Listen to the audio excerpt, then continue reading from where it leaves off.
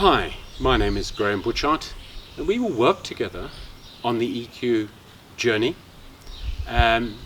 Before we begin the journey, there are a few things that I'd like to say about the protocol, but about EQ broadly.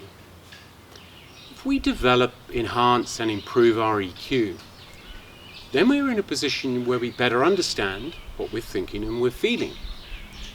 And if we're better understanding of what we're thinking and feeling, then we can create better expressions of our thinking and feeling, which then creates a far more harmonious situation, a far less stressful situation for ourselves and for those around us. So enhancing EQ is beneficial not just to yourself, but it is highly beneficial to those around you. So doing this as a group will create the opportunity for the group to improve their overall experience with each other. And hopefully that translates into a far more positive and a far more meaningful sets of engagement with each other. But for that to happen, there are certain protocols that need to be considered when we work together in these master classes and in the coaching sessions. So I've made a little list here. I'll make this list available to you. But these are some of the critical components of ensuring that the process is smooth, that the process is at its optimum, that it's at its best. So we need to understand that when we work together, we contract together. And contracting together is to ensure that the environment in which we work is safe, is secure, that any thoughts and feelings that are exposed, that are raised, are held secure and confidential in that environment. That what we hear and share in those intimate sessions is secure. And we need to contract with each other as a group when we engage.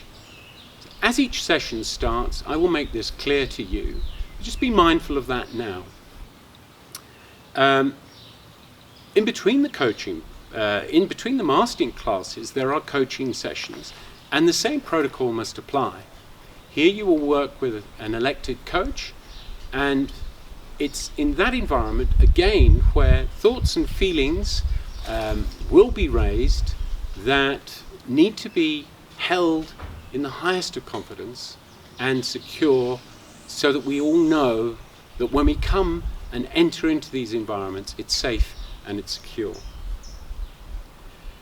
When you work with the coaches, take ownership of that process.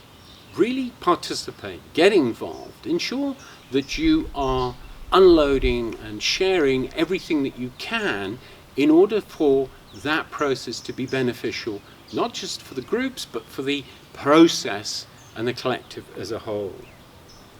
There will be certain themes that open up there, and those themes are not about individuals. Those themes are about common concepts that occur throughout our working experience, and the coach's role is to ensure that we capture and record the information. So it's not about individuals, it's not about personalities, it's always about themes.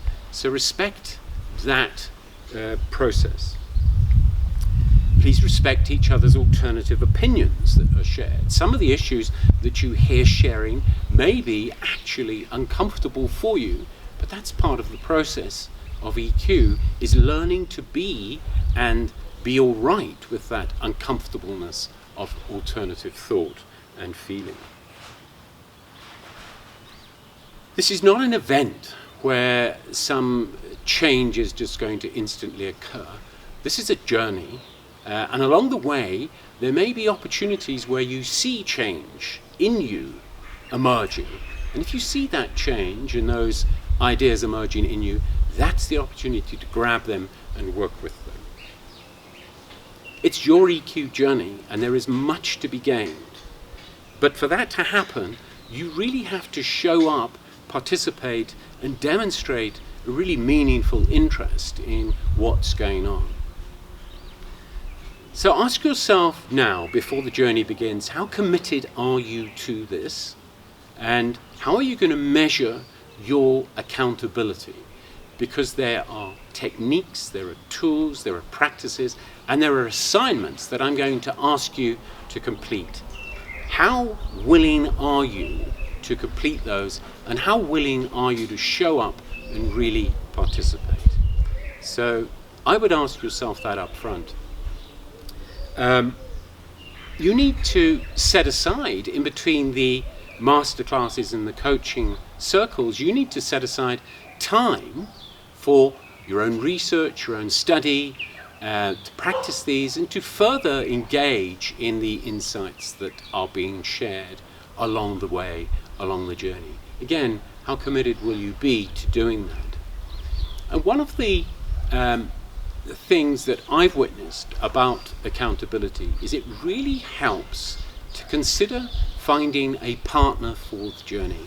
Someone that you can work with, or sometimes small groups, 2, 3, 4 people working together to hold themselves accountable to the processes, to the journey, to the secure concepts that we will be talking about.